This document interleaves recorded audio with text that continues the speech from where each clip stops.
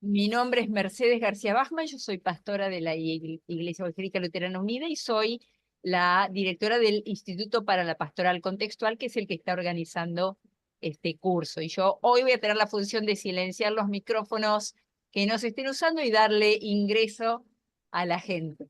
Pero si hay alguna pregunta después, por ahí la podemos contestar también. Está también la pastora Daniela Caínzo, que está en uno de los casilleros que dice hielo, ahí está, que es la que les manda los correos, la cara de todas las comunicaciones que ustedes han recibido.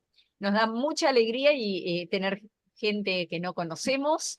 A lo mejor después tenemos un ratito para conocer un poquito más a esa gente, y también nos da mucha alegría encontrarnos de nuevo con gente que sí conocemos, del norte, del sur, de todos lados.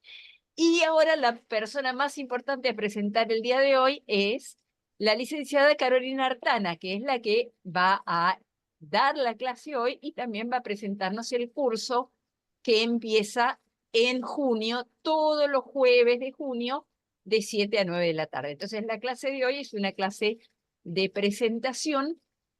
Como ustedes habrán visto en las propagandas y en todas las redes, es para principiantes. Vamos a empezar de cero.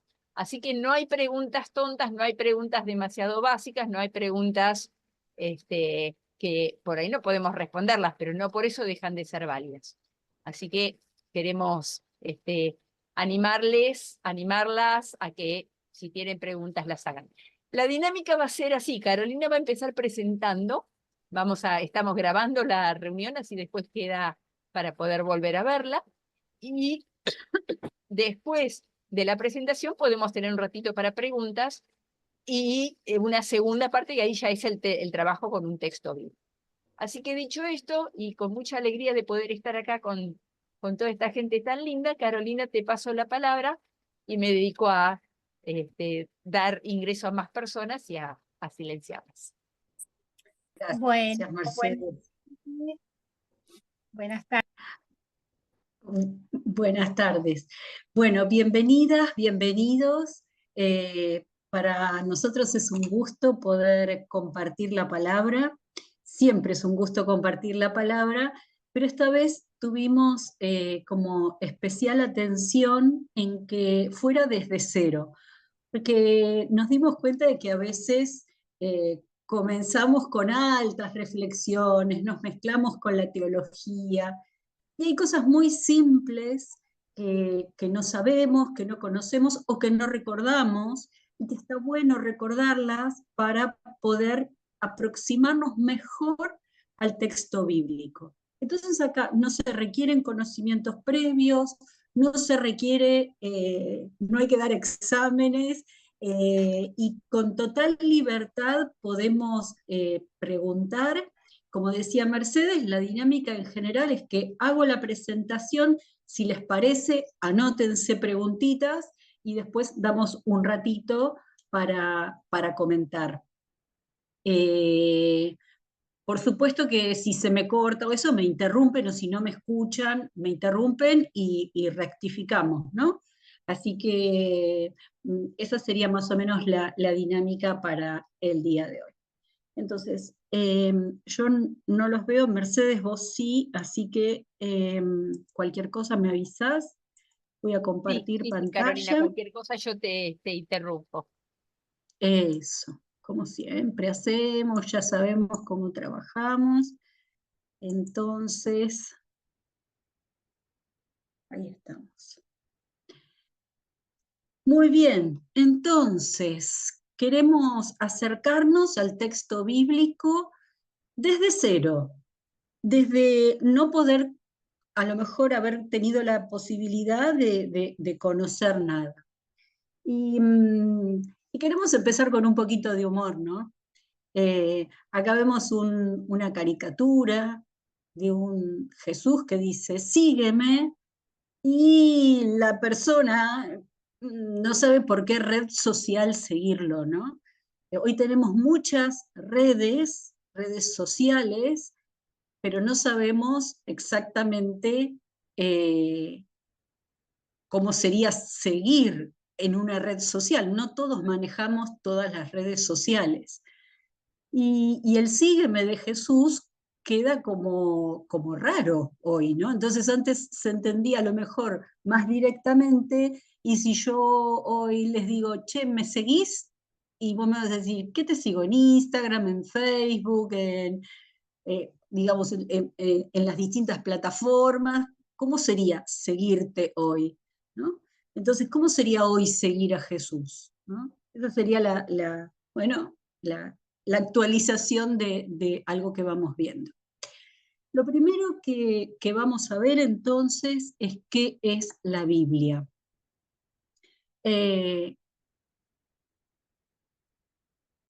Biblia viene del griego biblion, que quiere decir libro, escrito, rollo, carta o documento. Puede tener cualquiera de estas acepciones.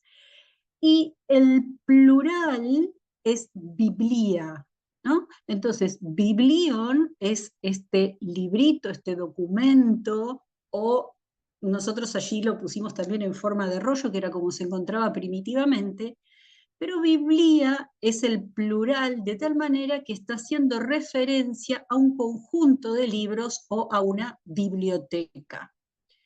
Entonces, si hablamos de biblioteca, podemos pensar que esta biblioteca, como cuando ustedes entran a cualquier biblioteca, ya sea en sus ciudades o en alguna ciudad que hayan visitado, y ustedes ven que tiene como distintas salas. Pero cada sala, además, tiene sus estantes, sus anaqueles, y dentro de esos anaqueles hay distintos tipos de libros. Entonces yo entro a la sala A y encuentro novelas, encuentro ciencia ficción, voy a la sala B y encuentro libros científicos, documentos antiguos, libros históricos, etc. Voy a la sala C y me encuentro con mapas, entonces está todo ordenado y categorizado. Bueno, en nuestras Biblias también, en esta biblioteca, también hay como dos grandes salas, que es el Antiguo Testamento y el Nuevo Testamento. En realidad, cuando decimos testamento, no estamos hablando del testamento de cuando una persona está testando porque va a morir. En la antigüedad, testamento quería decir alianza. Es una palabra que ha quedado desde hace muchos años, pero van a ver que muchas Biblias hablan de antigua alianza o nueva alianza. Algunos también hablan de primera alianza y segunda alianza, es otra denominación que pueden encontrar, pero serían como estas dos grandes salas que encontramos aquí. ¿Y qué es lo que divide estas salas? Justamente Jesús. La aparición de Jesús nos indica si estamos en una sala o en otra sala. Hoy más bien las bibliotecas las tienen como en la imagen que tienen allí a la izquierda, pero antiguamente seguramente se verían más como la imagen de la derecha. Queremos imaginar así como todo un conjunto de rollos. Ahora enseguidita vamos a ver un poquito más de esto. Entonces, hay distintas maneras de como esos anaqueles, ¿se acuerdan que hablábamos? Esos sectores que hay dentro de cada sala. Hay distintas maneras de dividirlos, una bastante tradicional, hay otra que es también bastante tradicional, que la vamos a ver en un ratito, es esta de entender el Antiguo Testamento dividido como en estas 4 secciones, ¿no? El Pentateuco, que también se llama Ley o Torá, los libros históricos, los libros proféticos y los libros sapienciales. Adentro de cada una de estas hay libritos, ¿no? Como veíamos hace un rato, ¿no? Entonces estos serían como el nombre de los estantes.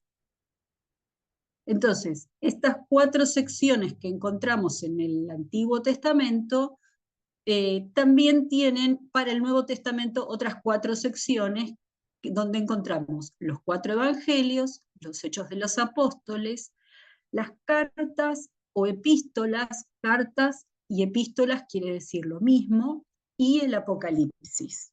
Entonces, nosotros vemos que esta división genera a su vez otras divisiones donde se organizan los libros. También en esto de intentar saber qué es la Biblia, seguramente muchos han escuchado que la Biblia es palabra de Dios. Pero ¿qué quiere decir que la Biblia es palabra de Dios? ¿Verdaderamente es palabra de Dios?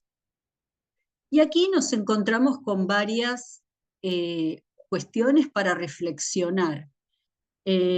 No pretendemos imponer ninguna idea, simplemente estamos presentando algunas reflexiones y cada una hará sus opciones después de fe, ¿no? Entonces, lo que primero queremos pensar es si Dios puede ser expresado en palabras, ¿no? Yo a veces pongo el ejemplo de las hormiguitas, como una hormiguita, o hace un rato hablábamos de los mosquitos, ¿no? Bueno, como un insecto puede saber cuál es mi vivencia, qué es lo que me hace sufrir, qué es lo que me alegra, qué es lo que me entusiasma, cuáles son mis pensamientos más profundos, ¿no? Entonces, yo tomo esta metáfora para como tratar de decir que de la misma manera que el bichito no puede saber ni puede comprenderme, de la misma manera nosotros sentimos que Dios es inabarcable para nosotros. La manera que tenemos de explicarlo es a través de palabras. Hay otra manera que sería el arte, que es una manera un poco más intuitiva, si se quiere, pero nosotros eso lo tenemos como más limitado. Y además nosotros es como mejor y más directamente nos comunicamos a través de la palabra. Pero las palabras no siempre dan cuenta de lo que sentimos. Cuando yo le quiero decir a alguien cuánto lo quiero, y a veces me parece que las palabras no sirven, o cuánto le agradezco por algo, a veces las palabras no sirven, no alcanzan, parece que se quedan cortas. Y imagínense para querer describir a Dios, ¿no? Entonces, podemos decir que es la Biblia palabra de Dios, pero en lenguaje humano. O sea, nuestras palabras intentan acercarse a la experiencia de Dios. Y decimos también que los textos han sido inspirados por Dios. Es decir, desde el cristianismo no creemos que Dios dicta palabra por palabra todo lo que está escrito en la Biblia, sino que inspira, ¿no?, a personas que han tenido una relación profunda con Dios, les ha inspirado, estos los llamamos los agiógrafos, ¿no? O sea, los escritores sagrados, esos son los agiógrafos. Dios les ha inspirado, ¿no?, las ideas, y la manera de transmitirla era de acuerdo a su cultura, ¿no? Entonces, ustedes no van a encontrar un celular o una computadora en la Biblia, porque no era parte de esa cultura, por decir un ejemplo tal vez un poco burdo, ¿no? Por eso sabemos que nos separan muchos siglos, muchas culturas, muchas cosmovisiones. Con cosmovisiones queremos decir esta manera de entender el mundo, ¿no? Muchas tradiciones del momento en que estos textos surgieron. Entonces, todo eso hace que a veces el texto nos parezca lejano, Entonces, por un lado, es como que sabemos que Dios para los seres humanos es como inabarcable, pero por otro lado, también entendemos que lo único que podemos decir de Dios es con estas palabras con las que contamos que son limitadas. El contexto en el que surge la Biblia es en el contexto del pueblo de Israel, y para este pueblo la historia es el lugar de encuentro con Dios, ¿no? Porque Dios se revela en los acontecimientos concretos de la vida. Entonces, ustedes van a ver que no hay grandes, a lo mejor, reflexiones. Sí hay, por supuesto, también, pero en general son historias cotidianas. Y a mí me gusta muchísimo esta biblista, Nancy Cardoso Pereira, que lo dice de esta manera, ¿no? Dice, la divinidad es un misterio inescrutable. Esto que decíamos de que nosotros como que no podemos abarcar completamente a Dios. Nuestros acercamientos a la divinidad son aproximaciones humanas, mediatizadas por la cultura y por nuestra historia cotidiana. Nadie puede definir el misterio y declarar la verdad absoluta. El texto tiene palabra de Dios, pero no es palabra de Dios, porque la palabra de Dios trasciende el texto escrito. ¿Qué queremos decir con qué quiere decir Nancy Cardoso Pereira? Entiendo yo, a través de este pequeño párrafo, tiene un artículo muy lindo, haciendo una comparación entre el texto bíblico y la tierra, de la misma manera que hay que trabajar la tierra para que dé frutos, también hay que trabajar, hay que conocer y hay que aproximarse al texto bíblico. Pero ella dice, esto no es palabra de Dios así cruda y dura, porque Dios es más que todo esto, ¿no? Dios nos dice más que esas palabras que están allí en el texto. Entonces, siguiendo con esto de qué es la Biblia, podemos decir que es texto, porque es literatura, en ese sentido vamos a hacer nuestra aproximación. Hay un texto que además es textura, ¿no? Y que es tejido y es trama. De tal manera que se van intercalando distintas historias, distintas situaciones, distintos géneros literarios. Vamos a encontrar poesía, vamos a encontrar cuentos, vamos a encontrar novelas, vamos a encontrar relatos de tipo histórico, que son maneras de aproximarse al texto, pero lo que realmente ocurre es que se tejen historias cotidianas. Hay historias de padres e hijos, de familias, de encuentros y desencuentros, de casamientos, de guerras, de Dios, de reyes. Hay cantidad de historias, ¿no? Pero en realidad estas historias no son cualquier historia. Lo que se teje son historias de fe. Es decir, el pueblo lee, el pueblo de Israel en este caso, lee la presencia de Dios en la historia y a partir de allí alimenta la fe, ¿no? Entonces, esto también es una invitación para que el texto no quede en una biblioteca archivado, sino que interactúe y dialogue con nuestra vida, ¿no?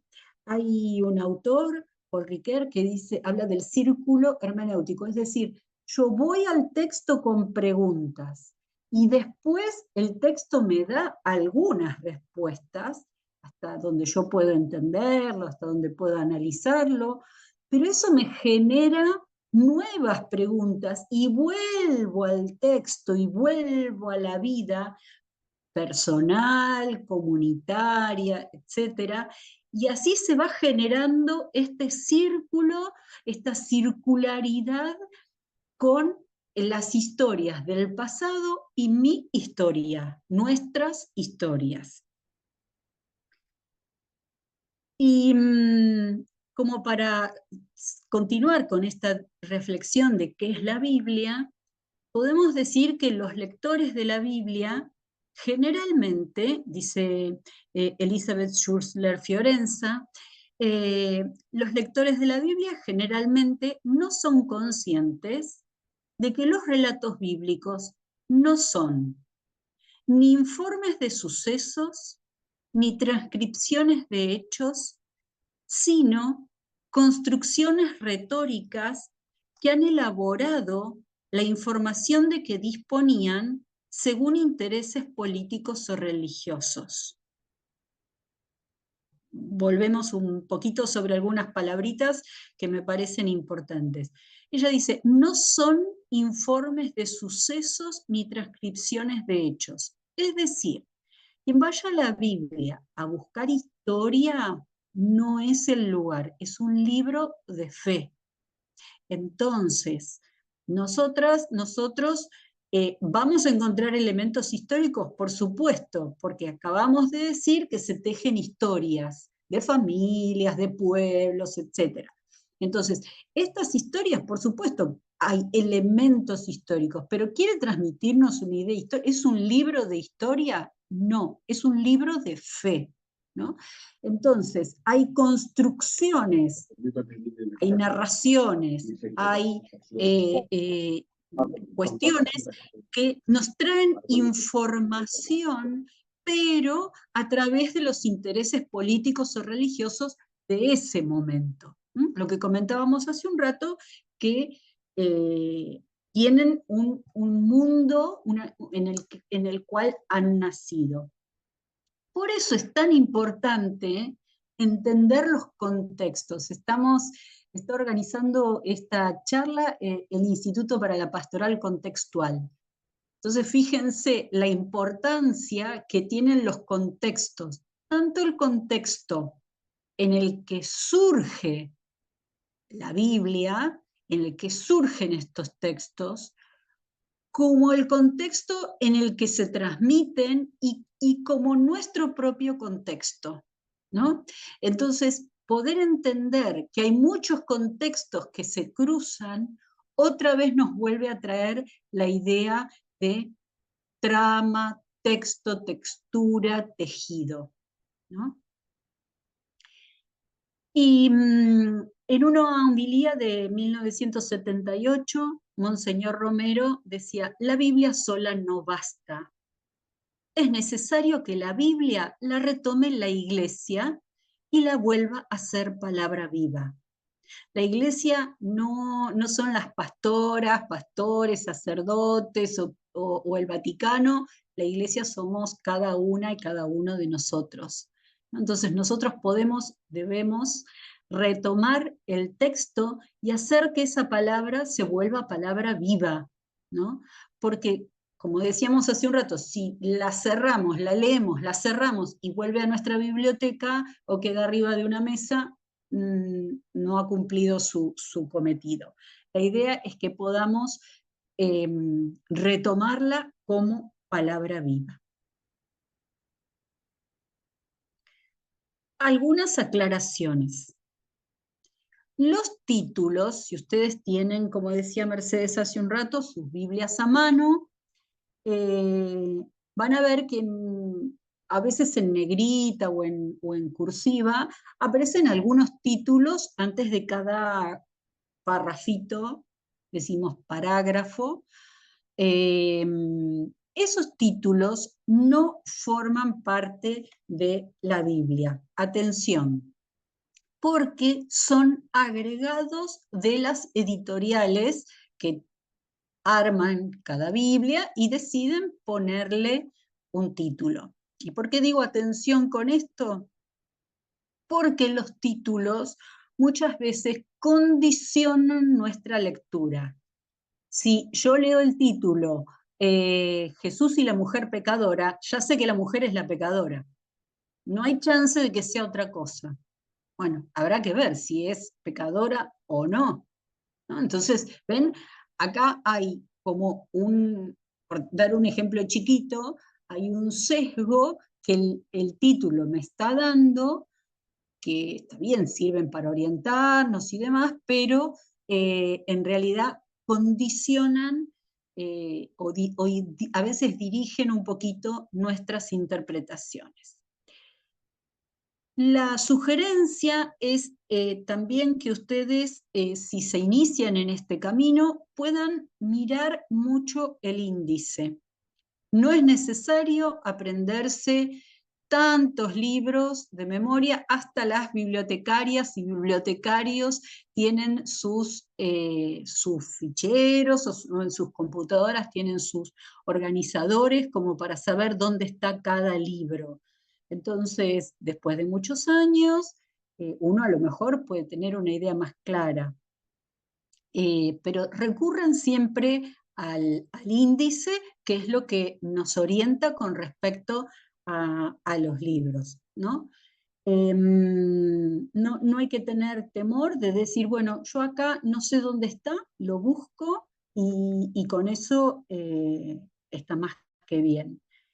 Yo lo que propongo es que para los que están comenzando, pongan alguna hojita, algún señalador o una tarjeta, lo que quieran, entre el Antiguo Testamento y el Nuevo Testamento. Entonces, si ustedes tienen sus Biblias, abren la Biblia y buscan despacito, tranquilos, después cuando hayamos terminado, cuando tengan algún rato, y ponen un señalamiento entre Antiguo Testamento y Nuevo Testamento. Y en sus índices están primero todos los libros del Antiguo Testamento, la Antigua Alianza, y después los libros del Nuevo Testamento o Nueva Alianza. Otra cosa que van a encontrar al comienzo de sus Biblias son las abreviaturas de los libros. Entonces, es importante que las abreviaturas de los libros uno pueda buscarlas allí, tampoco es necesario sabérselas de memoria, pero es importante porque a veces cuando uno está leyendo algo hay una cita bíblica y uno dice, ¿y esto qué quiere decir? Ah, debe ser la abreviatura de un libro. Muy bien, voy a buscar a mi índice de abreviaturas. Y por último, yo sugiero personalizar las Biblias. Es decir, poner, no sé, un resaltado en algún texto que me guste mucho, un signo de pregunta cuando no entiendo algo y buscar algún curso o consultar con algún conocido, con algún pastor, pastora, sacerdote que quiera acompañarme en este camino.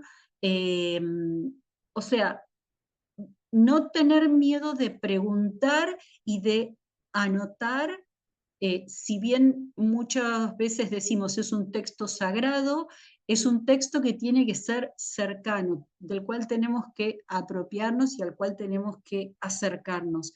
Entonces no duden en personalizarla, en ponerle su impronta, en poner una linda tarjeta o en escribir algo y ponerlo en el lugar donde encontraron algo que les gustaba, ¿no? Entonces, eso hace que el texto sea más cercano.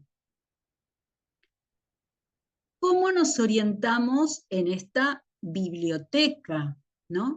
Y a eso se le llama las citas bíblicas, citas bíblicas.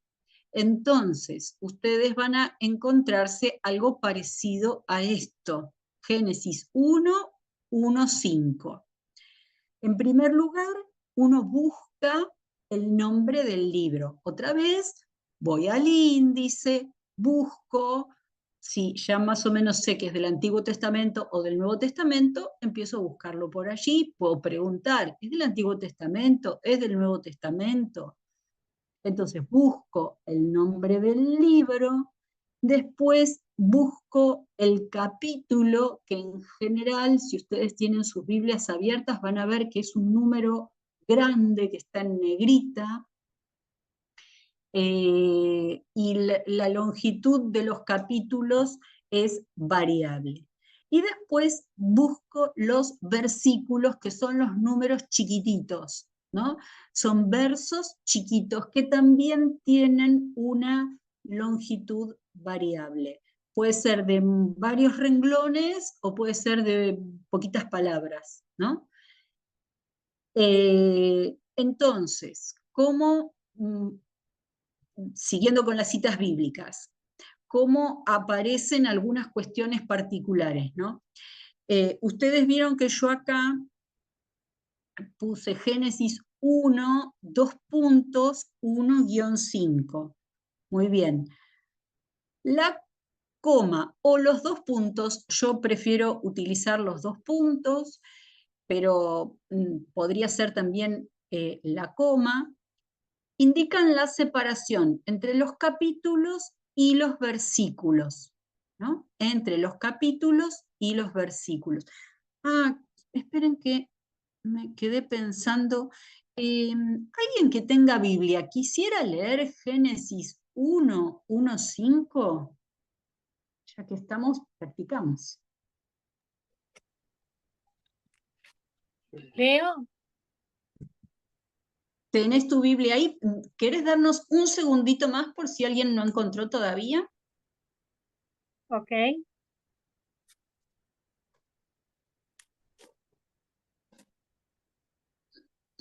¿Más o menos estamos?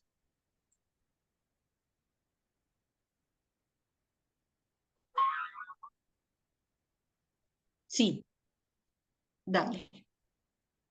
Ok.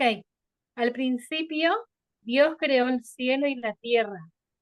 La tierra era algo informe y vacío. Las tinieblas cubrían el abismo y el soplo de Dios aleteaba sobre las aguas. Y Dios dijo, que haya luz, y hubo luz. Dios vio que la luz era buena y separó la luz de las tinieblas. Y llamó día a la luz y noche a las tinieblas. Así hubo una tarde y una mañana. Este fue el primer día. Hasta aquí. Perfecto. Hasta aquí, porque es hasta el versículo 5. Cuando digo del 1 al 5, leo el 1 hasta el 5. Ahora lo explicamos nuevamente. Entonces, ustedes ven cómo los 2 puntos o la coma separan el capítulo del versículo. Por ejemplo, yo puedo decir Marcos 1:1 o bien Marcos 1,1, ¿no? Como viene allí. El guión significa hasta, ¿no? Entonces, como veíamos recién, Carolina leyó Génesis 1, capítulo 1, los versículos 1 hasta el 5, ¿no? Entonces, Lucas 1:4 significa que leemos los capítulos, del capítulo primero de Lucas, los versículos 1, 2, 3 y 4, ¿no? O sea, hasta, ¿no? El punto, en cambio, significa y. Entonces, si yo leo Juan 1 y 4, quiere decir que voy a leer el versículo 1 y el 4 solamente. El 2 y el 3 no los voy a leer, ¿no? Entonces, fíjense la diferencia cuando hay un punto y cuando hay un guión. Lo más normal es que encontremos un guión, pero ya que estamos presentando cómo buscar las citas bíblicas, entonces lo hacemos de una manera más completa. El punto y coma significa además. Por ejemplo, si yo leo Lucas 24:53 y Hechos de los Apóstoles 1:9, significa que leeremos Lucas y además Hechos de los Apóstoles, ¿no? Y la letra S o SS significa siguiente o siguientes. Es decir, que vamos a leer los versículos que me indican hasta que continúe el tema, ¿no? Entonces, vamos a ver que después, cuando ya va cambiando de tema, no es que tengo que leer todo el texto. Entonces, lo que me dice esto de S o SS es, continúa leyendo un poquito, ¿no? O fíjate, podés usar tu criterio hasta dónde continúas leyendo. Y acá vamos un poquito al proceso de formación de la Biblia. En un comienzo, la transmisión fue de forma oral, de padres a hijos, a hijos y a hijos, y así se iba recordando. Estoy haciendo como una recontra super síntesis, ¿no? Pero digamos, el proceso básicamente va a ser así. Entonces, después se vio la necesidad de que estos textos se pusieran por escrito. Entonces, los escribas comenzaron a transcribir, a poner por escrito todas esas tradiciones, historias que iban escuchando de sus antepasados, ¿no? En un trabajo muy minucioso. Algunos dicen que alrededor del regreso o en Babilonia o al regreso de Babilonia, los textos se fueron poniendo por escrito. Pero después tenían un montón de textos sueltos y decidieron compilarlos, es decir, reunir ese material. Es decir, esta biblioteca de la que hablábamos al principio no comenzó siendo así una biblioteca, alguien que un día se sentó y dijo, ¿qué escribir? No. Entonces, tenemos la tradición oral, tenemos a los escribas que ponen por escrito esas tradiciones, luego los compiladores que reúnen, compilan y dicen, estos textos son de esta tradición, o esto forma parte de estas historias, y van reuniendo el material.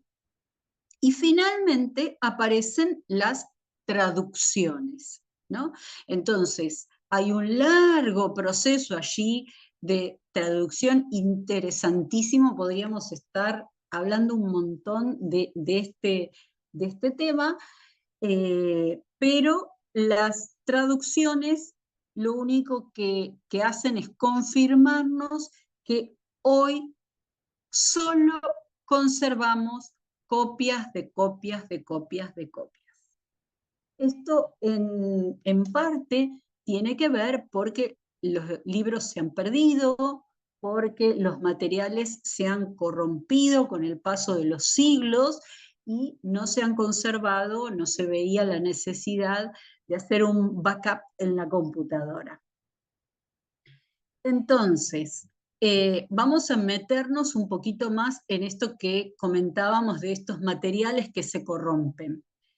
Los primeros materiales que se conocen son los papiros, que son hojas fabricadas con la pulpa de la planta que se llama papiro, que nace en Egipto, junto al río Nilo. Es como ven allí, como un arbustito leñoso que tiene forma triangular. Sí, el corte es de forma como triangular, y con eso se hace un proceso de elaboración, se lo deja secar, la savia se mezcla, logra una cierta adherencia, y entonces hoy se conservan algunos rollos de 4 a 6 metros. Hay uno solo como de 40 metros, pero es lo máximo que se ha conservado. Como estos papiros eran muy finitos y tenían una vida útil muy, muy precaria, muy chiquita, entonces por eso decíamos, han ido desapareciendo. Y para los que se han encontrado, se indican con una letra P y un superíndice que indica a qué papiro nos estamos refiriendo. A medida que la gente se da cuenta que los papiros van siendo, se van deteriorando, comienzan a aparecer los pergaminos, ¿no? Que en realidad se elaboran a partir de la dermis de algunos animales, que también después de un largo trabajo se ponen eh,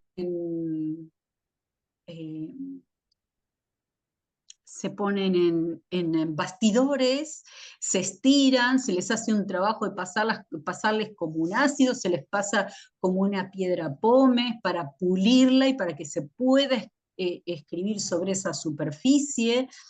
Entonces, este material es mucho más duradero, y esto, el papiro se guardaba en forma de rollo, y este comenzó a guardarse luego en forma de libro, tal como nosotros conocemos hoy nuestros libros, así como en hojas. Se cosían por grupitos y después se conformaba todo el libro, ¿no? Entonces, tienen el nombre, estos libros o códices o códex, podrán encontrarlo con la palabra en latín, de acuerdo al lugar donde se encuentran, o donde los encontraron, o donde se encuentran ahora. Entonces van a encontrar códice sinaítico, códice alejandrino, códice vaticano, etc. Dentro de los pergaminos, los primeros textos griegos se llaman unciales, porque están escritos todos en mayúscula, y luego aparecen los que se llaman minúsculos, que es como si fuera como escribimos hoy con mayúsculas y minúsculas, ¿no? Entonces, dentro de estos pergaminos hay una distinción en el griego de estos textos. ¿Qué pasa con los idiomas? Los primeros textos que encontramos en el Antiguo Testamento están escritos en hebreo y conforman lo que llamamos la Biblia hebraica. Entonces, las historias del pueblo, los relatos, los poemas, los discursos y otras experiencias fueron escritas en hebreo. Todo esto que comentamos al principio fue escrito en hebreo. Por eso la llamamos Biblia hebraica. Pero a partir del siglo V a.C. comienzan a aparecer textos en arameo, que es una lengua emparentada con el hebreo a partir de Alejandro Magno, que es la lengua oficial del Imperio Persa, y allí algunos textos de los libros de Daniel y de Esdras aparecen en arameo. Luego aparece el griego. Algunos libros son escritos del Antiguo Testamento en griego, como Sabiduría, Primera y Segundo Macabeos, partes de Esther y Daniel, y otros son traducidos al griego. Entonces, los judíos que no estaban residiendo en Palestina estaban dispersos a lo largo del Mediterráneo, por decirlo de alguna manera, o en el Cercano Oriente, y muchos de ellos pasaban mucho tiempo, armaban sus vidas en nuevos lugares y se iban olvidando del hebreo. Entonces, la lengua de circulación, lo que se llama la lengua franca, como si hoy dijéramos el inglés, que es más o menos entendible en gran parte del mundo, bueno, en ese momento, en el Mediterráneo y en el Cercano Oriente, era el griego la lengua que se hablaba. Entonces se decide traducir primero el Pentateuco, los primeros 5 libros de la Biblia al griego. En realidad,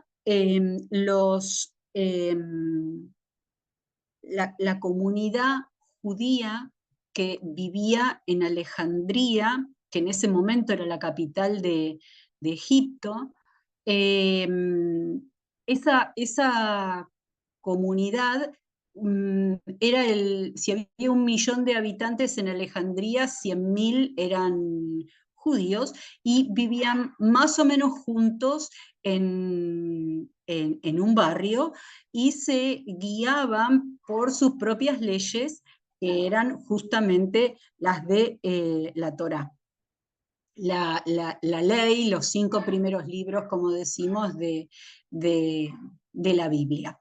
Entonces, la administración del gobierno pide entender esa ley y por eso pide la traducción de esa ley al griego, que era la lengua que se hablaba en ese momento, para poder entender y poder organizar y poder impartir justicia y demás. Pero en realidad se manda a buscar a Jerusalén al sumo sacerdote, se le pide una copia de esa ley, esos 5 primeros libros, y vienen con unos sabios que se instalan en unas habitaciones hacia el 250 a.C. y comienzan a hacer la traducción. Una vez terminada la traducción, comienzan a surgir una serie de leyendas y tradiciones que dicen que 72 sabios, 6 por cada una de las 12 tribus de Israel, se reúnen en una isla durante 72 días y cuando terminan llegan exactamente a la misma traducción todos así como fotocopia. Los precursores de la fotocopia son. Entonces, esto era para indicar que estas traducciones eran como dictadas, entre comillas, por Dios, que tenían la misma autoridad que los textos originales en hebreo. La realidad es que terminan más allá de las leyendas, que se van superponiendo unas leyendas sobre otras, la realidad es que la traducción que comienza en el 250 a.C., por una necesidad organizativa, termina alrededor del 50 después de Cristo. Y por último, tenemos la traducción al latín en el siglo IV de nuestra era ya, donde se le pide a San Jerónimo y a un grupo de mujeres muy estudiosas de estas lenguas del hebreo y del griego, que hagan una traducción al latín para que pudiera ser comprendida. Esta traducción se la llama la Vulgata, no por vulgar, sino porque era de divulgación, ¿no? Entonces se hace en un latín muy sencillo, de uso corriente, no en el latín clásico. Con el griego pasa lo mismo, no es el griego clásico del siglo V a.C., sino que es el griego del siglo I, del siglo III, perdón, que está ahí, siglo II. Y ahora vamos a hablar un poquito del canon. ¿Qué es esto del canon? Canon quiere decir medida, quiere decir regla. En realidad era una caña que se utilizaba para medir. Entonces, el canon se refiere a los libros que están en la Biblia y que son reconocidos por cada una de las comunidades. Entonces, en el siglo I después de Cristo, en la región de Jamnia, o Jamné van a encontrar también, Los rabinos fijan el canon hebreo que divide a las escrituras en 3 partes. Se llama Tanakh. Y ahí puse en mayúscula la T, la N y la K, porque es como un acróstico. La T representa la Torah o la ley. La N son los Nevi'im, que son los profetas. Y la K representa los Ketubim, que son el resto de los escritos. Entonces, si ustedes se acuerdan, yo les dije que en el Antiguo Testamento había 4 partes, ¿no? Ya en las primeras diapositivas. El Pentateuco, los libros históricos, los proféticos y los sapienciales. Y acá vemos que hay 3 grupos. Entonces, los libros son aproximadamente los mismos. Lo que vamos a decir es que están organizados de una manera distinta. ¿Cómo están organizados? Los 5 primeros, igual, la ley o Torá, y después en 2 grandes grupos, los Nevi'im y los Ketubim, pero siempre dentro de la sala Antiguo Testamento, ¿verdad? En el siglo IV, durante el Concilio de Roma, se fija un primer canon para la Iglesia Católica, o sea, ¿cuáles son los libros que son aceptados por la Iglesia Católica? Hay un acuerdo relativo porque este concilio es de Roma y no tiene validez universal. Recién en el siglo XVI, el Concilio de Trento, el concilio llamado de la Contrarreforma, es decir, como respuesta a la propuesta de Lutero, Lutero toma esta forma de organización, la de la Tanakh, vuelve a los textos originales. Entonces, decía, en el siglo XVI es donde la Iglesia Católica fija definitivamente el canon como dogma. Y en realidad esto se elabora a partir de la Biblia, ¿se acuerdan de la Septuaginta o 70 del modelo griego? Que tiene 4 partes: Pentateuco, libros históricos, libros proféticos y libros sapienciales. Entonces acá tenemos la diferencia de los 2 cánones. Entonces, vamos a ver que hay libros que llamamos canónicos, que cada iglesia dirá cuáles son los que acepta, los que reconoce, y son estos y solo estos. Por eso se llama canon, porque es la lista de los libros bíblicos que nosotros aceptamos. Luego están los deuterocanónicos, que son los que entran, deutero quiere decir segundo, que son los que entran en segundo lugar, en un segundo momento, entran en el canon. Y luego están los libros apócrifos, que son los que las iglesias y las comunidades dicen, no, estos nosotros no los reconocemos como libros inspirados por Dios. Hay del Antiguo y del Nuevo Testamento. Entonces, sepan que cada comunidad va a tener sus libros canónicos, sus libros deuterocanónicos, que entran en segundo momento, hay un principio en el que se aceptan los libros, y después dicen, bueno, estos también los vamos a poner. Y en un determinado momento se clausura, se cierra. Entonces, para el Antiguo Testamento es en el siglo I, en Jamnia, con estos rabinos, y para la Iglesia Católica es en el siglo XVI, en el Concilio de Trento. Luego están los libros apócrifos que no son reconocidos. ¿Tienen valor esos libros apócrifos? Y para nosotras y nosotros los biblistas tienen el valor de agregar a lo contextual, ¿no? Nos dan idea de lo que pasaba en ese momento y cómo algunas comunidades entendían la experiencia de Dios. Las que nosotros tenemos en nuestras Biblias son otra forma. Finalmente, si nosotros queremos aproximarnos al texto bíblico, lo primero que tenemos que hacer es exégesis.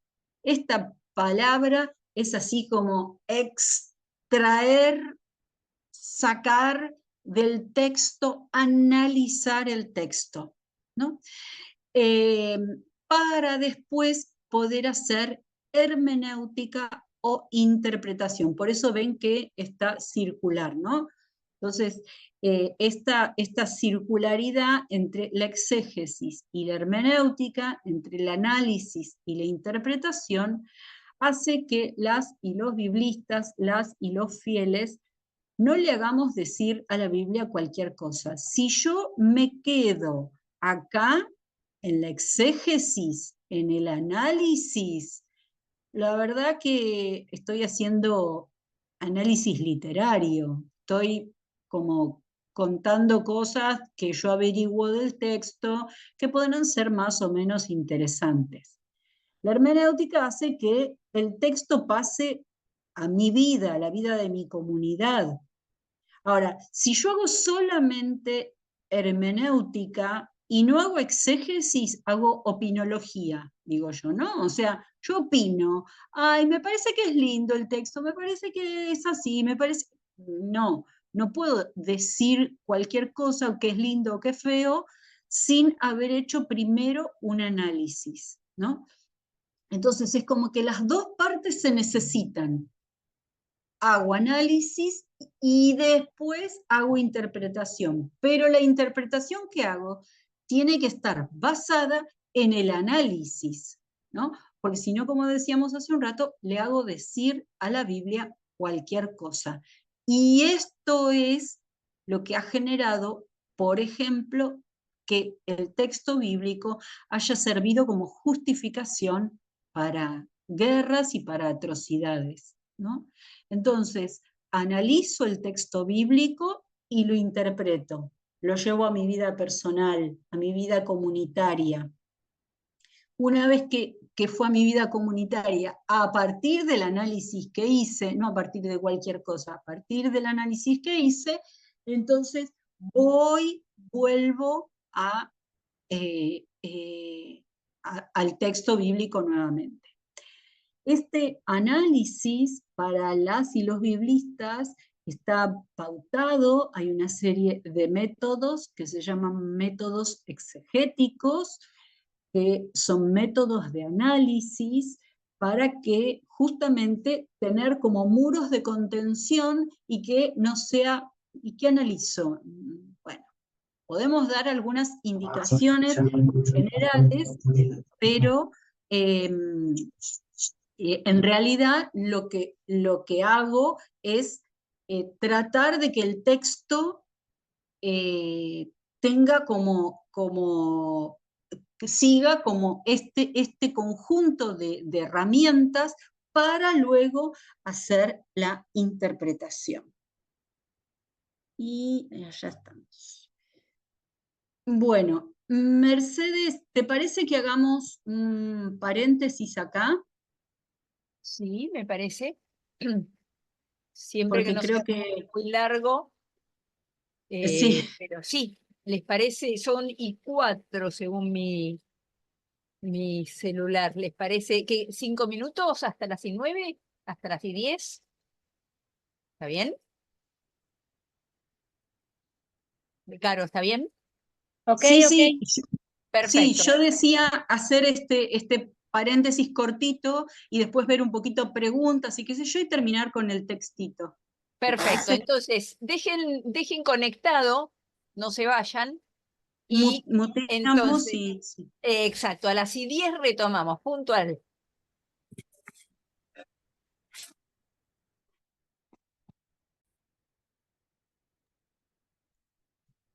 Ahí vemos que se ha unido todavía otra persona, Jorge. Eh, Me da la impresión, bueno, un par de personas ponen en el grupo, piden disculpas. Algunas personas se equivocaron con el horario. Sospecho que eso le ha pasado a la gente de Ah, Chile, porque una de ellas dice soy de Chile, se han confundido con las 7 de aquí con las 7 de ah, Chile. Pero bueno, va a estar grabado, solo nos tienen que dar un par de días de tiempo para subirlo y demás, pero va a estar grabado de modo que no solamente la gente que se perdió un pedazo, sino quien quiera volver a verlo va a poder hacerlo. Eso es la buena noticia. Bueno, vamos a continuar entonces ahora. Em, Tenemos un ratito para preguntas, si es que hay, o alguna cosa que no haya sido clara en la presentación.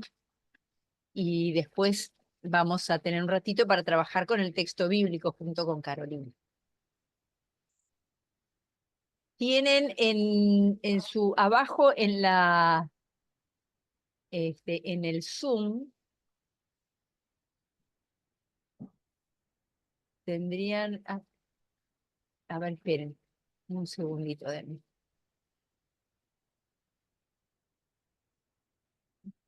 En reacciones tienen un botón que dice levantar la mano. Yo lo acabo de apretar, entonces aparece la mano y podemos ver quién quiere hablar o preguntar.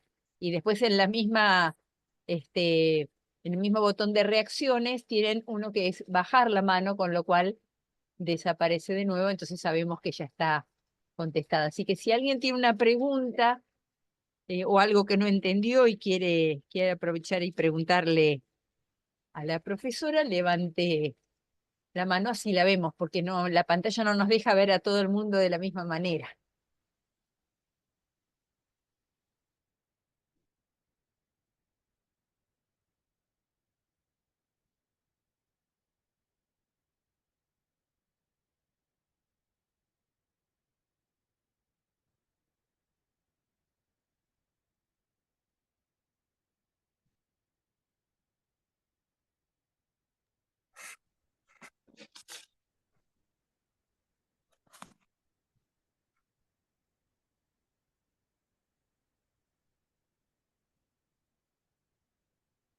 Pastora, yo no levanté la mano, pero puedo Sí, claro. preguntar. Eh, bueno, muchas cosas de las que anoté acá, por ejemplo, lo que me parece muy interesante, una de las cosas que la iglesia no somos los pastores ni los sacerdotes, que la iglesia es la gente. Eso me parece muy interesante en todo este tiempo también. En mi caso personal, dentro del ministerio de la iglesia, también estamos tratando de llevar eso, que la iglesia es la gente, es parte, es lo más importante, que no se quede con la estructura, que no se quede con las formas, que no se quede con la presencia muy estructural, como que por ahí la teníamos antes, la figura, pastor, sacerdote, sino que la comunidad, la gente, por ejemplo, eso. Eh, Después, ¿Y bueno, sabes lo qué? que Perdón, Caro. Por ahí no sé si quedó suficientemente explicado, pero esto que vos retomás es importante porque durante mucho tiempo la palabra para el análisis y la interpretación la tenían solo los pastores o los sacerdotes.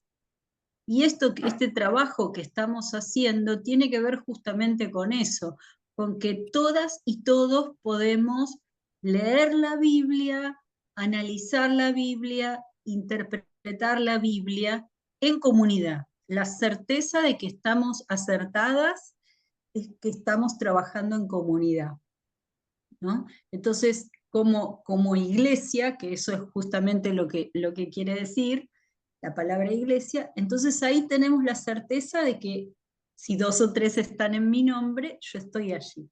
¿Eh? Perdón la y por interrupción, pero me gustó que retomaras esto. sí, no, no, está bien. Por ejemplo, bueno, los textos que fueron inspirados por Dios a través de la relación profunda de cada uno con Él, o sea, los escritos. Eso es muy importante, que también hoy hablamos cuál es la relación que cada uno de nosotros tenemos con Dios, que es una relación profunda, y a través de ahí la inspiración. acá me parece que hace falta aclarar un poquito, Carolina.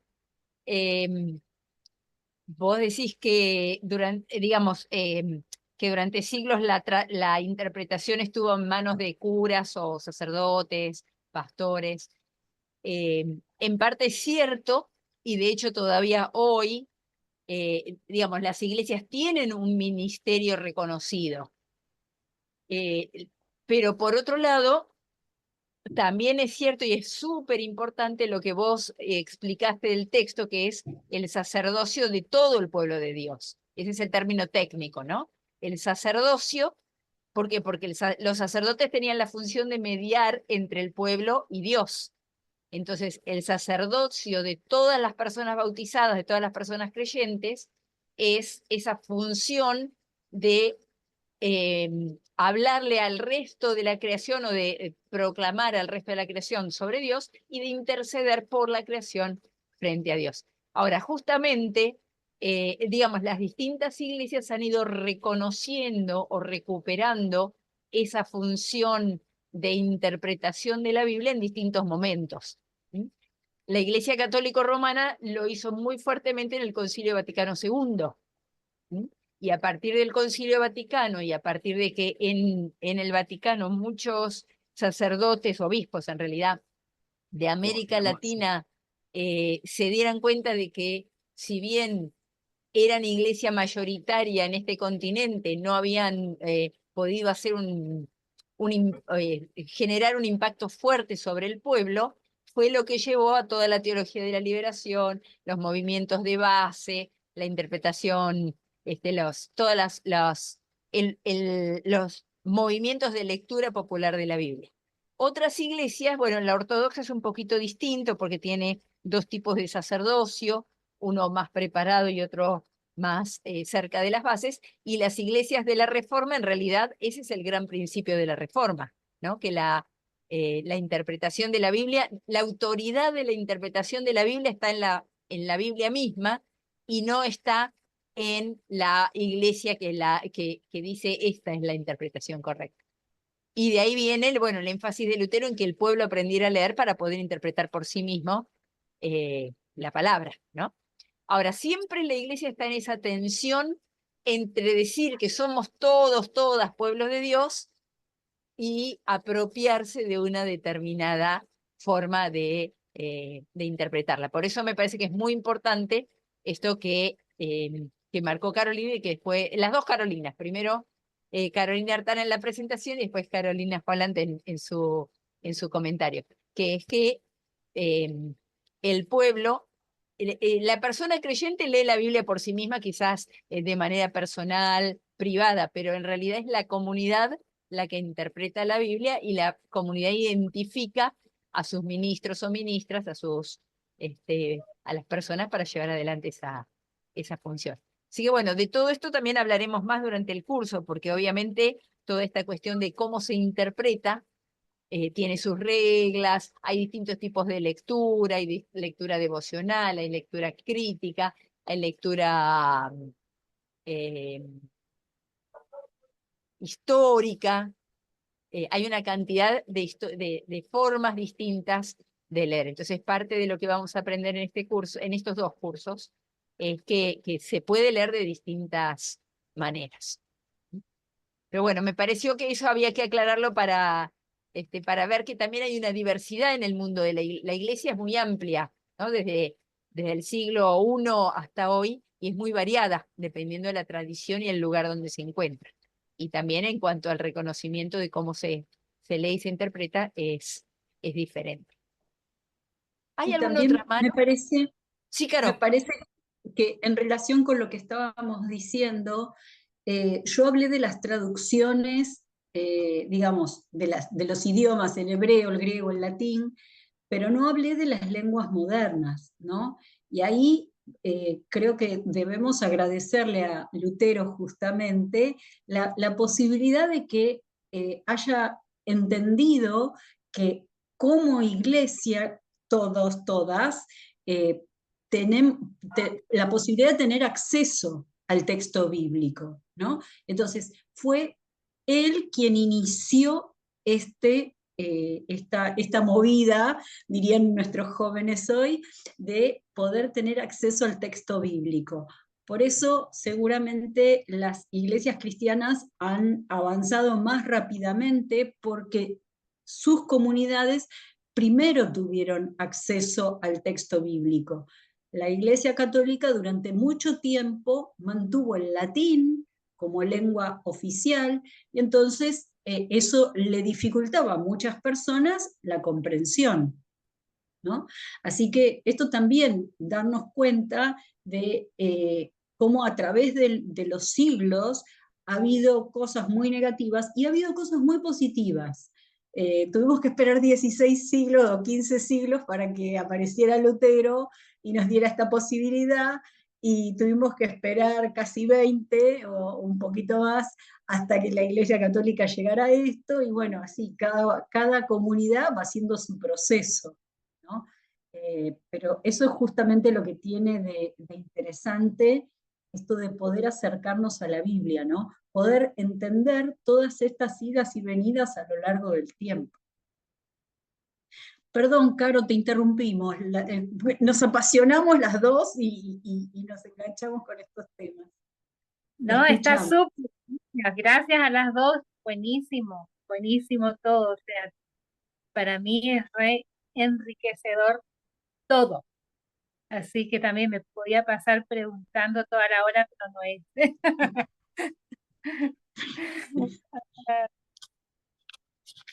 Muchas gracias. Al contrario. No veo ninguna otra mano. ¿Hay alguien más que quiere preguntar algo? Si no, pasamos a la segunda parte, que es el trabajo con un texto en concreto. Porque nuestros cursos van a ser bien prácticos, o sea, van a tener teoría, por supuesto, pero la mejor manera de aprender Biblia es con la Biblia. Así que...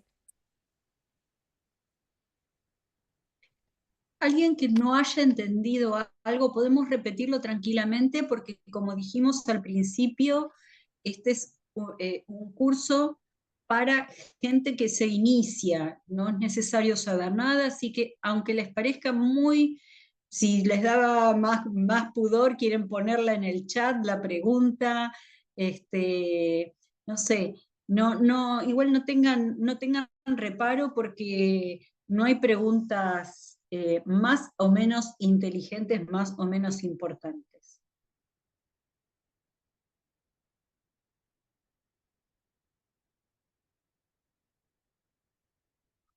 ¿Algún comentario, algo que no haya quedado del todo claro?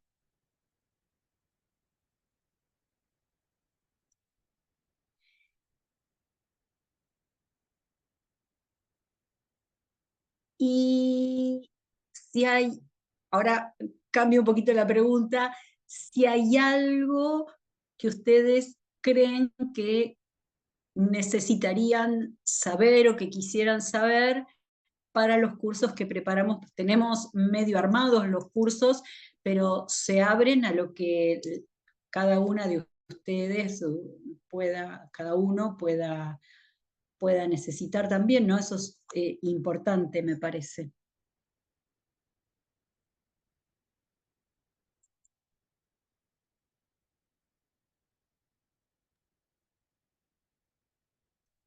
Yo diría, Carolina, que si alguien quiere o piensa que en algún tema que le gustaría que esté incluido, lo ponga en el chat, porque entonces nos queda para seguir Bueno, trabajándolo. sí, y ahí no sé si vos o Dani subieron, Dani creo, Dani. ustedes ven en el chat que tenemos, bueno, el flyer para el curso que estaremos comenzando en junio, ¿no?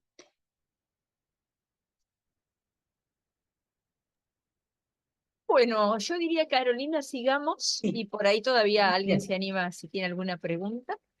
sí, por supuesto. Entonces, estábamos por acá. Muy bien.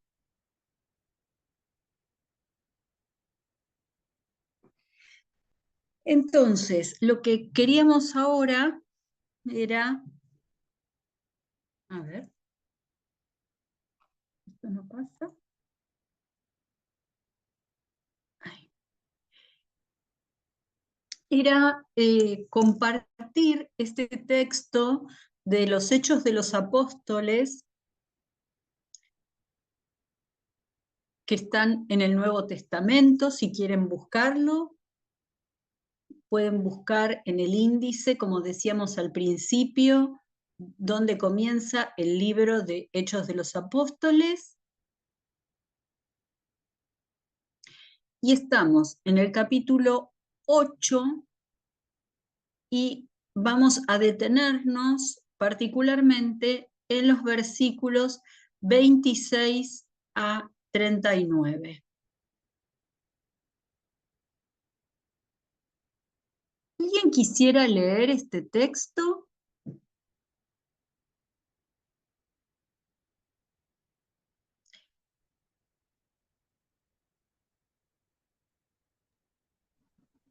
Después de esto, un ángel del Señor le dijo a Felipe: levántate y ve al sur, por el camino de Jerusalén, a Gaza.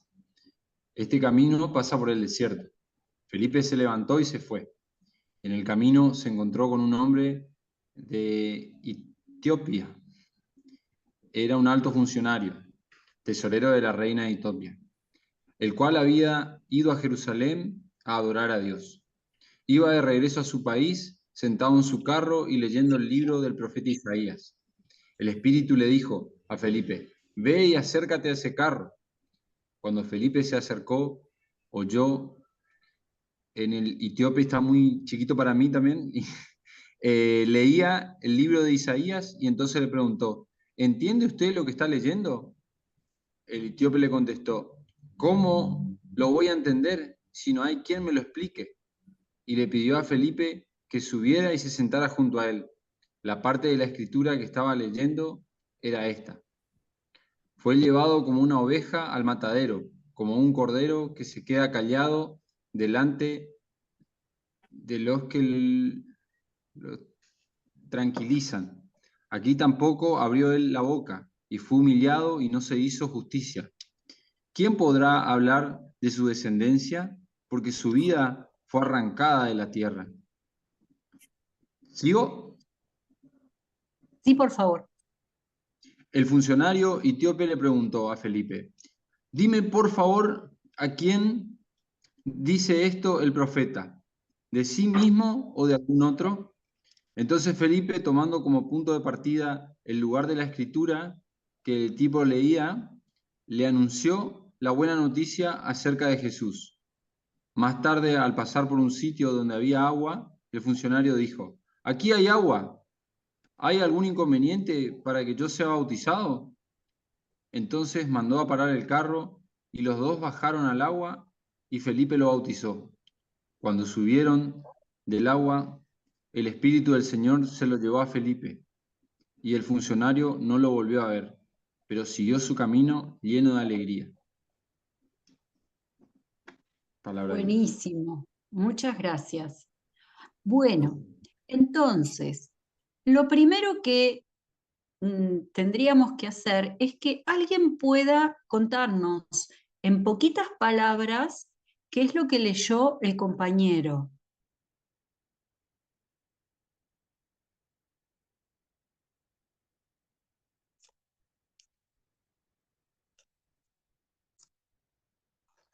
¿Se entendió más o menos? ¿Tienen el texto allí?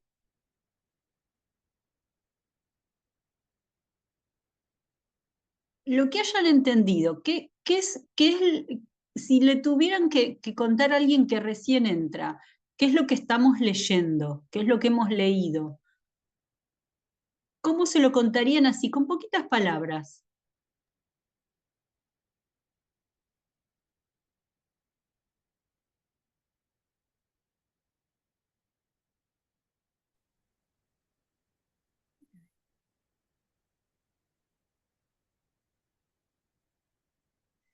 Eh, bueno, primero que no sé si alguien levantó la mano porque no veo.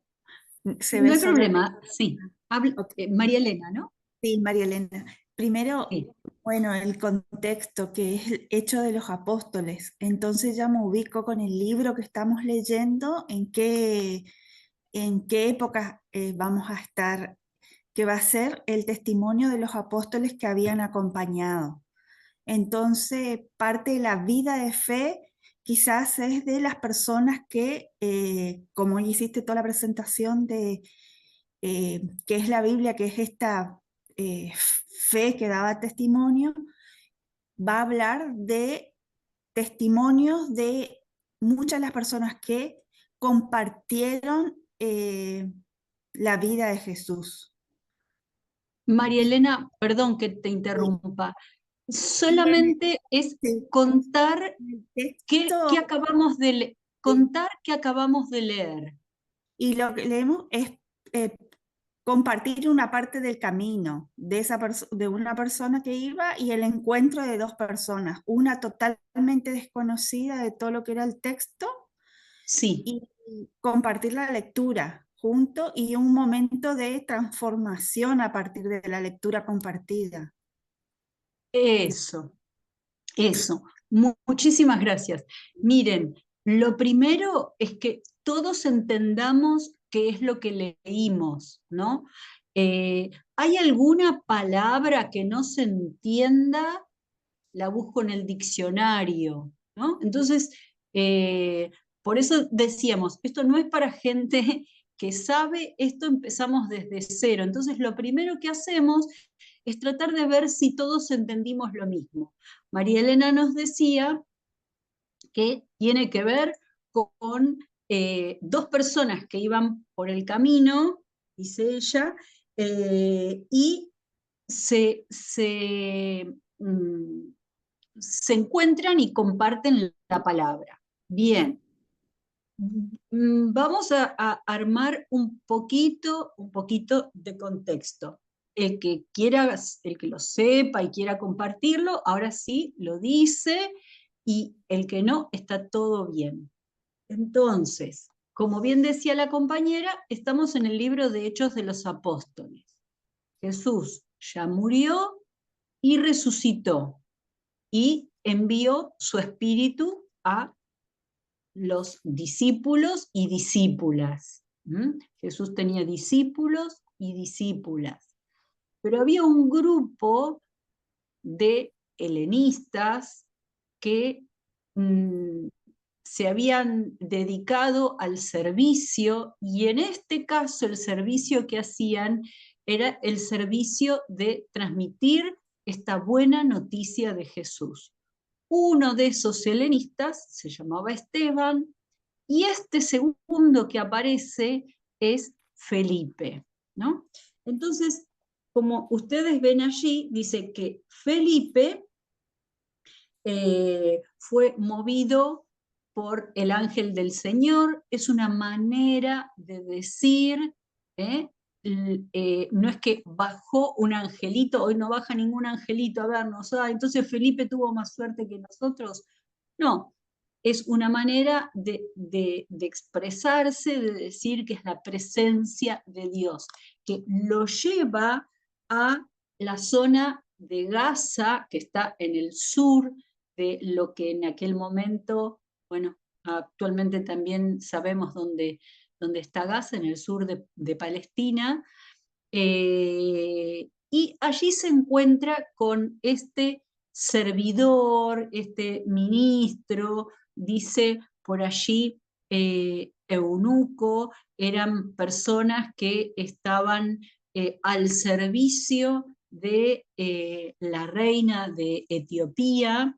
Es un país en este momento de África también, era un reinado en aquel momento. Iba de regreso a su país, iba en un carro leyendo al profeta Isaías, ¿no? Entonces fue llevado, dice el profeta Isaías en el capítulo 53, versículos 7 al 8, fue llevado como una oveja al matadero, como un cordero que se queda callado delante de los que lo trasquilan. Así tampoco abrió la boca, fue humillado y no se le hizo justicia. ¿quién podrá hablar de su descendencia? Porque su vida fue arrancada de la tierra. Entonces, a lo mejor para muchas y muchos de nosotros se aclara la relación con Jesús, que el pueblo relee este texto o sea, los primeros cristianos releen el texto de Isaías y hacen la relación con Jesús. Pero el funcionario etíope no lo entiende, ¿no? Entonces dice, ¿de quién está hablando? Lo ven allí en el versículo 34. Entonces, ¿de quién está hablando? ¿Está hablando el profeta de sí mismo? ¿Está hablando de otro? Y fíjense acá qué interesante cómo Felipe empieza a explicarle lo que él estaba leyendo y le cuenta la buena noticia, lo tienen acá en el versículo 35, la buena noticia de Jesús. Es decir, que acá vemos cómo hablábamos hace un rato de exégesis y hermenéutica, de análisis e interpretación. A veces nos quedamos con la simple lectura y no hacemos el análisis correcto y no podemos interpretar la palabra. Entonces, acá es donde nos quedamos como un poquito como a mitad de camino, ¿no? Entonces, a veces es necesario que alguien se acerque a nosotros y pueda acompañarnos en el camino, acompañarnos. Pero fíjense que hay un segundo momento donde el funcionario pasa por un lugar donde había agua y pide el bautismo, pide detener el carro y Felipe lo bautizó, ¿no? Y fíjense que hay algo que es muy interesante, que es la alegría, que es como termina el texto en el versículo 39, ¿no? Esto nos dice que cuando leemos profundamente la palabra, cuando la conocemos, cuando nos acercamos, cuando la leemos en comunidad, estamos todos de camino, pero hay algo que se transforma dentro nuestro. Hay algo que cambia, hay un deseo. En este caso se ve materializado en el bautismo, pero hay un deseo de cambio, hay un deseo de que las cosas sean de otra manera. Y poder leer la palabra siempre, o en general, debería dejarnos con alegría, ¿no? Por eso concluye, pero siguió su camino lleno de alegría. Quería mostrarles una diapositiva más. Leer la Biblia no nos deja indiferentes, nos transforma. Y acá un poco irónicamente vemos a una pareja comiendo y el señor que comenta que no puede comer tranquilo porque ve a toda la gente que necesita a Dios y necesita lo básico para vivir, y la mujer ingenuamente propone, a ver, vas a salir y vas a salir a acercarte a ellos con la Biblia, y el Señor contesta, mejor cerrar la cortina, o sea, prefiero no ver. Parece que este señor no se dejó transformar por la palabra, no se dejó transformar por el mensaje y prefiere no ver. En realidad es una lectura de la Biblia que no pasa por el corazón, ¿no? Así que, bueno, allí tienen algunos textos que pueden consultar si les interesa, continuar profundizando o, por supuesto, en el curso que daremos en junio o julio. Pero bueno, quisiera saber si hay comentarios sobre el texto, sobre lo que hemos dicho.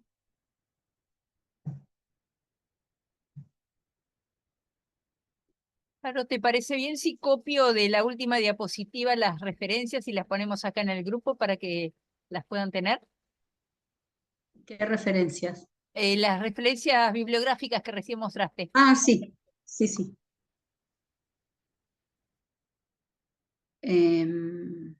Compartir pantalla.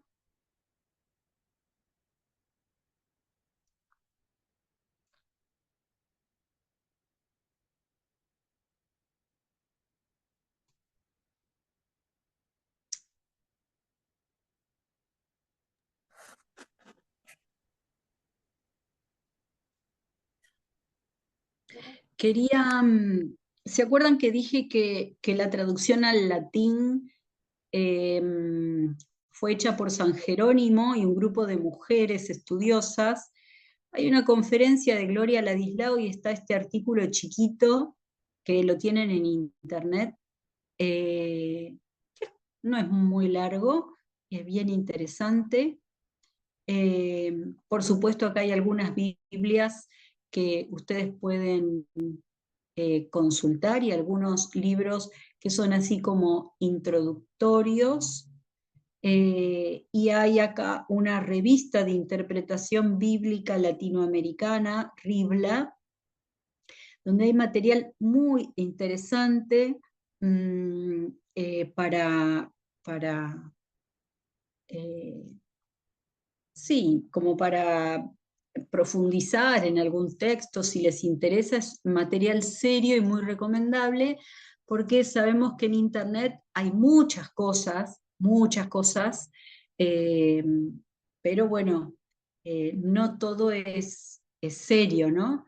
Entonces, poder acercarles bibliografía, esto es solo un granito de arena de toda la gran playa de bibliografía que pueda haber. Es solo como una nadita, ¿no? Hay un vocabulario de teología por ahí, hay un comentario bíblico, bueno, se podrían recomendar atlas bíblicos, todo lo que contribuya, que ya lo veremos en el curso, a un mejor análisis del texto. ¿Esto está, Mercé? Estoy tratando de copiarlo y pegarlo, pero no puedo. Pero por ahí le pueden sacar una foto, aunque sea, como para tener. Y yo Sobre todo les recomendamos ese de María Gloria y el de la revista Ribla, porque esa está en Ribla. internet y es gratis. Yo mientras tanto voy a seguir intentando ponerlo aquí en el chat. A lo mejor si lo tomás de lo que te mandé por mail, lo podés pegar. O sea, ir directamente al PowerPoint, porque esto no sé si no es como una foto para vos, ¿no? Eso estaba haciendo, pero acabo de descubrir que tenía que primero habilitar la edición del que me mandaste, si no, no me dejaba copiarlo. Ah, Ahora va.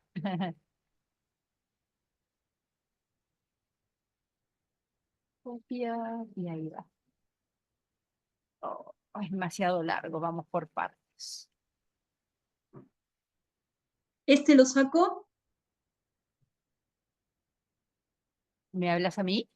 Sí, sí, dejo de compartir ya. Sí, sí, sí, sí. Yo lo voy a copiar acá.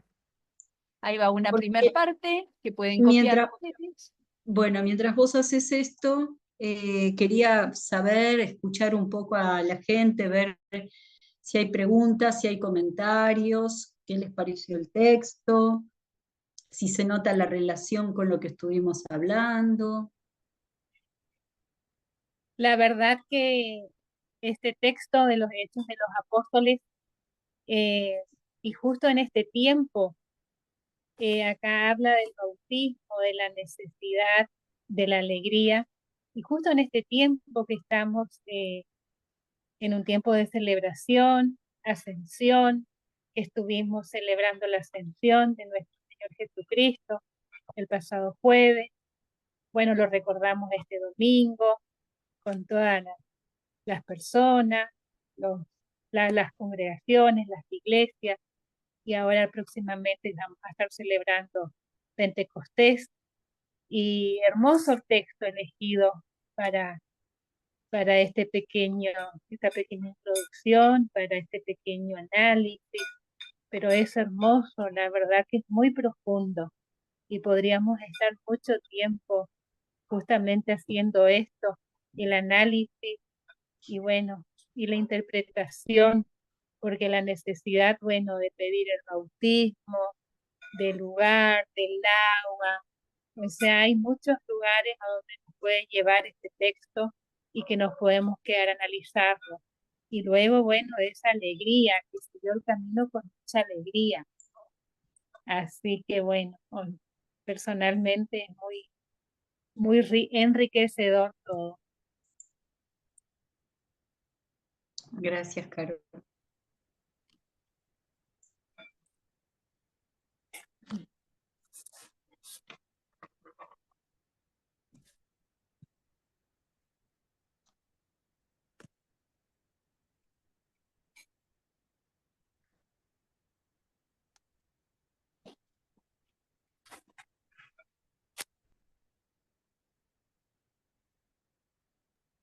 Sí, Mariana.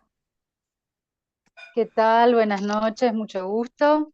Yo soy de Hola. la provincia de Misiones también, así que bueno, yo tengo una consulta, esto de la exégesis y hermenéutica. A mí me queda, no logro entender del todo la diferencia entre el análisis y la interpretación.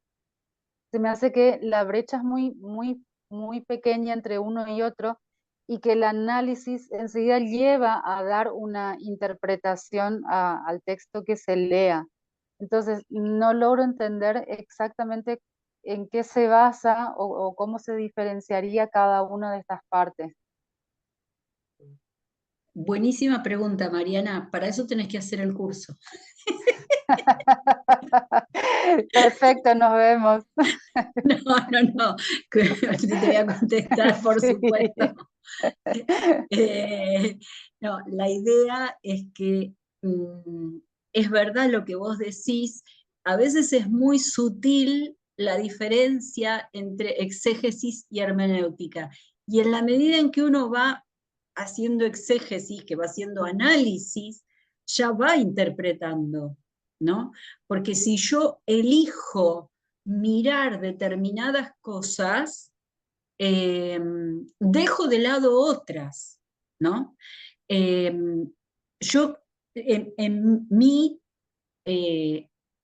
exégesis y en mi hermenéutica de este texto, prioricé algunas cosas, pero como decía la compañera recién, Carolina, hay muchas cosas más para analizar. Yo elegí priorizar las que tuvieran que ver con interpretar el texto bíblico, con hacer exégesis del texto bíblico y hermenéutica, y cómo hacer ese trabajo nos lleva a una transformación, nos transforma el corazón, ¿no? Entonces, en realidad hay unos métodos, unas reglas, como para poder hacer exégesis, es verdad, pero se van entrecruzando con la misma interpretación, ¿no? Entonces, como vos bien decís, a veces es muy chiquito el límite, ¿no? Lo que sí me parece importante es lo que comentaba hace un rato, es no hacer solo hermenéutica, ¿no? O sea, ay, me parece que este texto es tan lindo, o me parece que, no sé, lo que quieras comentar, ¿no? Que no está mal, pero digo, cuando yo lo fundamento, no le hago decir al texto lo que yo quiero, sino que la exégesis me ayuda a que el texto tenga un marco, ¿no? No sé si más o menos respondo a tu pregunta. Sí, perfecto. Irían como entrelazados ambos, o sea, no es algo por separado, digamos, sino que las dos van de la mano.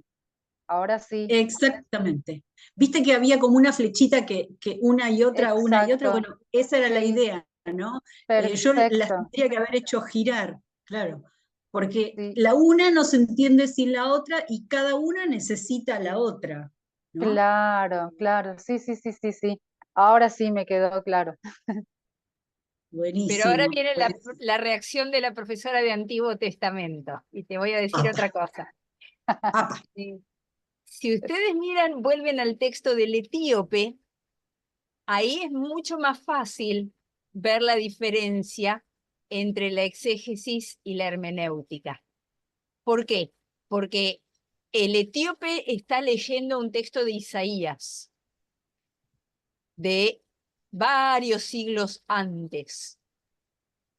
Y cuando lee el texto de Isaías, lo que tiene que salir del texto, si hiciéramos el mismo ejercicio que hicimos para ver qué entendimos y lo que hizo María Elena, que dijo, bueno, considerando que es Hechos, es el testimonio de los discípulos y las discípulas de Jesús, entonces si fuéramos a Isaías diríamos, bueno, a ver, considerando Isaías este texto, ¿a qué se refiere? ¿Se refiere a Jesús? No.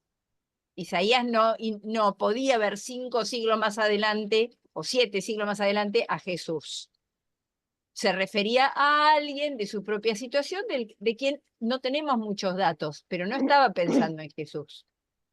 ¿Pero qué hace Felipe? Hace hermenéutica. Toma ese texto y lo aplica a Jesús.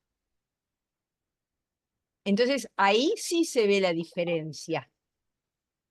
Y entonces en una clase de Biblia primero vemos el contexto en el cual, sobre todo en Antiguo Testamento, ¿no? El contexto en el cual ese texto fue dicho, la situación posible, quién podía haber sido el rey, si estaban, si eran independientes o si tenían un gobierno propio, si estaban en el exilio, si estaban en la tierra, etcétera. Y después, recién después que entendimos todo eso, lo aplicamos a Jesús. Entonces, en algunos textos es un poco más fácil ver esa diferencia entre exégesis, lo que podemos sacar de ese texto, exégesis, ¿no? Extraer de ese texto y cómo lo aplicamos a una nueva situación. El Nuevo Testamento es toda una aplicación de la Biblia que ellos tenían, el Antiguo Testamento, o el primer testamento, el primer pacto, a una nueva situación, la de Jesús. Y hoy hacemos lo mismo, nosotros, porque tampoco estamos en la época de Jesús. Entonces, 2000 años después, volvemos a interpretar diferente que lo que dice el texto bíblico. Entonces, a veces es más fácil, otras veces sí, es muy difícil poder, ahí está, hay una línea muy, muy, muy finita entre exégesis y hermenéutica. Y finalmente lo otro que quiero decir es que siempre, de todos modos, estamos determinadas por lo que creemos y lo que vemos. Es decir, no vamos al texto como personas neutras sin ninguna idea previa, sino todo el mundo vería lo mismo en el texto. Y vos haces un estudio bíblico, lees el mismo texto y cada persona ve algo distinto. Entonces, hay una exégesis, pero también la exégesis está antecedida por una pregunta hermenéutica, ese círculo hermenéutico del que habló Carolina, que empieza, o que así lo llamó Ricoeur, que empieza con nuestras propias experiencias, después va el texto y después lo aplica a esas experiencias de las que partía. Es un poco mucho todo esto, sé que es mucho, pero bueno, es un ejemplo un poquito más fácil para poder ver esto que vos preguntabas que en otros textos, por ejemplo, del Nuevo Testamento, que es verdad que es más difícil poder ver esa diferencia. Lo que nos libera es que no hay una verdad absoluta.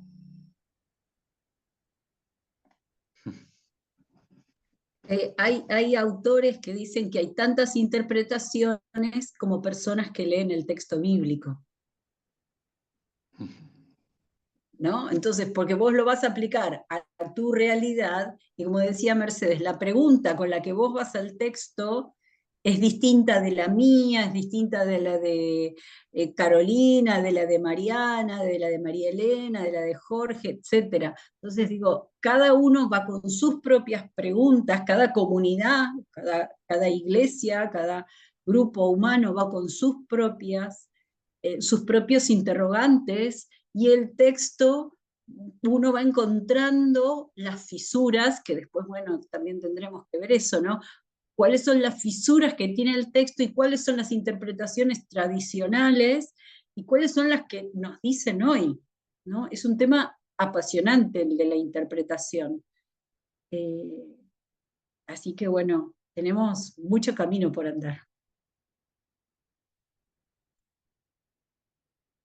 ¿Alguien que quiera comentar algo más, que quiera preguntar algo más?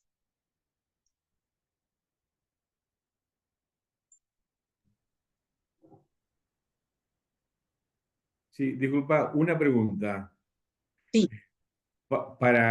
No digo para evitar, sino para unificar de alguna manera un criterio, ¿la Iglesia Luterana tiene el libro de la Concordia? Disculpa mi ignorancia en la pregunta, por favor, si estoy errado, pero teniendo en cuenta esto de que existe, y no sé si peligro, pero ¿cómo te puedo decir? Que hay tantas interpretaciones de acuerdo a las personas que leen la Biblia, no existe algo que unifica de buena manera en la Iglesia Luterana, por ejemplo, el libro de la Concordia, o no, nada que ver.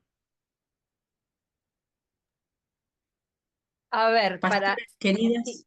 si te tengo que contestar, Carolina no es luterana, Ah, o por lo menos no confesada luterana, no confiesa ser luterana, está en la tradición. No, estoy saludando a José Manuel, que tiene que retirarse, le mandamos un cariño. Así que bueno, pobre Caro, no la vamos a poner en la situación de contestar preguntas sobre la teología luterana. perdón. No, Pero hay tres pastoras en la sala, así que tranquilo. 3 pastoras luteranas. A ver, una respuesta muy rápida porque es más complejo que esto, pero hay escritos luteranos, que lo llamamos las confesiones luteranas.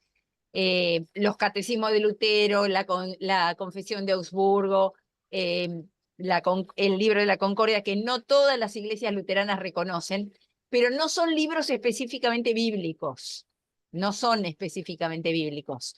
La interpretación bíblica o la manera de interpretar la Biblia a partir de, digamos, se da desde otros ámbitos. Sí, yo diría, y te digo, te estoy contestando algo muy, muy general, porque esto sería pero para un año y medio, ¿qué un año y medio? 10 años de curso, ¿no? Pero sí hay principios que la reforma, hay lentes, anteojos que las personas luteranas usamos para leer el texto. Y por lo tanto vamos al texto con esas preguntas y esa posición. Uno de ellos es la gracia de Dios, por ejemplo, ¿no? Solo gracia, solo la escritura, es decir, no tenemos otras fuentes Hay otros libros como los que Carolina hablaba de los deuterocanónicos, la tradición de la iglesia, etcétera, que son buenos para leer, pero no tienen la autoridad de la Biblia. Entonces, ahí hay otro principio, solo la escritura, ¿no? Solo Cristo, es decir, la única salvación posible es a través de Cristo. Solo la gracia, solo la escritura, solo Cristo y sola fe. Es decir, solamente a través de la fe llegamos a creer. Bueno, obviamente, a través de la fe recibimos a Jesús, ¿no? Ahora, eso no te ayuda demasiado, te ayuda en cierta medida, pero hay muchas cosas que te las deja fuera. Entonces, hay algunos otros principios luteranos que se aplican más o menos. Pero en realidad, si vos vas a estudios bíblicos de cualquier grupo luterano, vos vas a ver que no hay una única posición, porque justamente es lo que dijo José, que se fue hace un ratito, es la libertad, digamos, la tranquilidad o la libertad que te da saber que la palabra te va guiando. Y así como le pasó al etíope, que no entendía no entendía qué estaba leyendo y tampoco entendía a qué se refería, De la misma manera, el texto bíblico siempre nos habla de una nueva situación. Entonces el texto bíblico siempre está abierto a una pluralidad de sentidos. Es polisémico. Poli muchos, sema sentido. Está abierto, cualquier texto en realidad, está siempre abierto a nuevos sentidos. Entonces no hay una única interpretación del texto. No sé si te contesté. Gracias, sí, sí. Se Clarísimo, podría gracias. decir mucho más, pero bueno, por lo menos para que Gracias. tengas una idea de que no, las confesiones en esto nos ayudan un poquito, pero no tanto. No tanto Gracias. realmente. Pero a lo mejor alguna de mis colegas pastoras quiere, o la diácona, María Elena es diácona, quiere agregar algo también.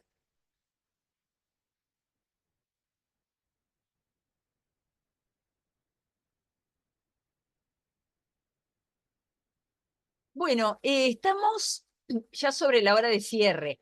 Queríamos pedirles con Daniela dos cosas, o una cosa. Si en el chat nos cuentan de dónde son, o si no, si quieren abrir el micrófono y contarnos de dónde son, porque simplemente porque tenemos curiosidad, alguna gente la conocemos, pero a otra no. Y entonces, un minuto o dos para eso, y después entonces le pedí a la pastora Vilma si quería cerrar con una oración nuestro encuentro de hoy. La pastora Vilma fue presidenta de la iglesia, obispo para algunas iglesias durante mucho tiempo, acaba de dejar esa función, entonces por eso ahora tiene tiempo de venir a las clases y nos alegra mucho. Entonces, bueno, le pedí eso para terminar porque Daniela está ahí, pero está un poco ocupada con algunas otras cosas, entonces, como para ir terminando. Así que si nos quieren contar de dónde son, yo soy originaria de Tandil, pero vivo en Buenos Aires.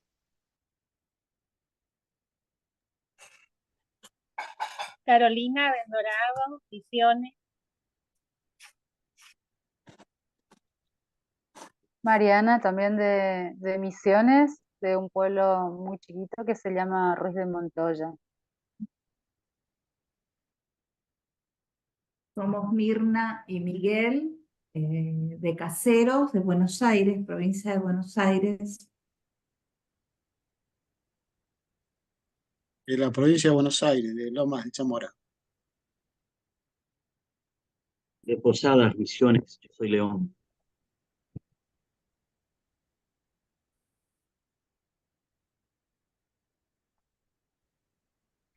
Yo soy de Capital, vivo en Almagro.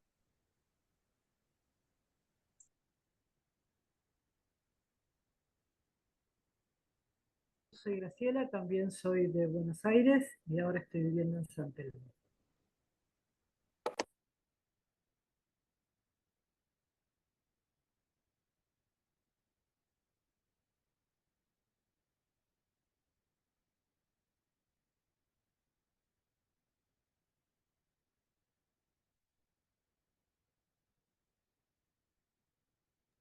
Ahí Jorge escribe en el chat que es de Jorge Cabrera de Arias, provincia de Córdoba.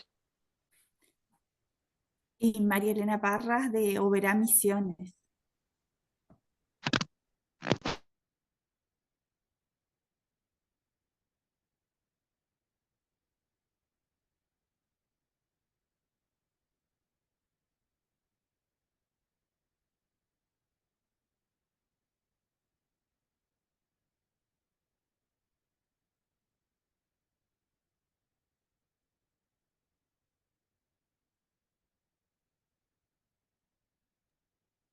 Bueno, si alguien más quiere escribir o contarnos, nos cuenta, pero tampoco está obligada a hacerlo. Nos alegra mucho que hayan podido estar, espero que les haya servido, que hayan aprendido, que hayan disfrutado, porque la palabra de Dios es para disfrutar, además, porque a través de ella, bueno, justamente nos viene a nuestro encuentro Dios, crecemos en la fe, somos desafiadas, somos afirmadas en la salvación, etcétera, etcétera. Así que siempre es un desafío y una alegría, así como le pasó a Felipe, que se fue contento y feliz y alegre, nos pasa a nosotros. No nos vamos a comparar con Felipe, pero nos vamos de la clase, no bautizadas, pero sí felices y contentas de haber entendido mejor la palabra. Muchas gracias, Carolina. Vamos a tener entonces un momento de oración.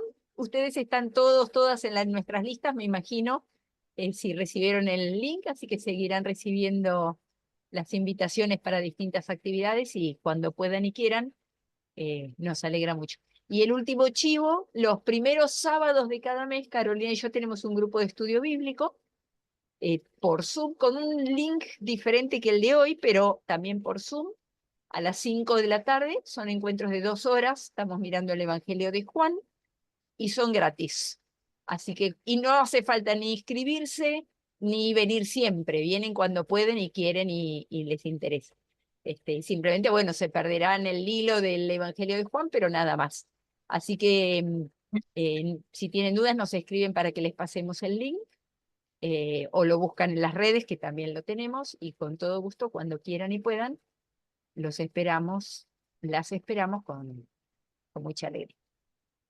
Bueno, Vilma. Bueno, gracias por este espacio. Y pregunto, ¿hay motivos para orar que quisieran que pusiéramos en este marco sobre esta mesa virtual? Porque a través de la